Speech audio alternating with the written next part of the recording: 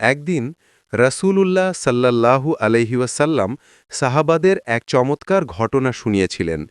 তিনি বললেন, একজন মহিলা ছিল বনি ইসরায়েল যুগে।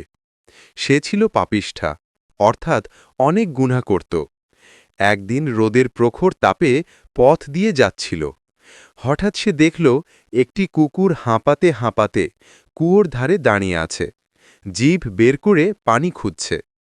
মহিলা বুঝল কুকুরটি প্রচণ্ড পিপাসায় কষ্ট পাচ্ছে। কুয়োটা ছিল গভীর, তার কাছে পানি তোলার কোনো পাত্রও ছিল না।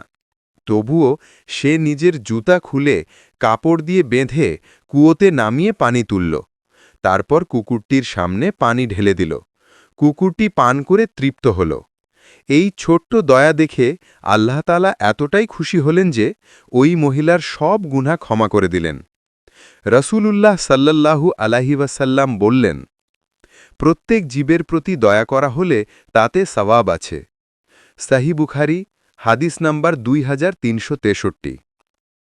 এই ঘটনার শিক্ষা: ১.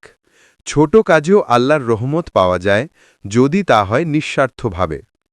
২. প্রাণীর প্রতিও দয়া করা ইসলামী আদবের গুরুত্বপূর্ণ অংশ। ৩. আল্লাহ ক্ষমাশীল, মানুষ যদি সামান্য দয়াও দেখায়, আল্লাহ তার বড় গুনাহও মাফ করে দিতে পারেন।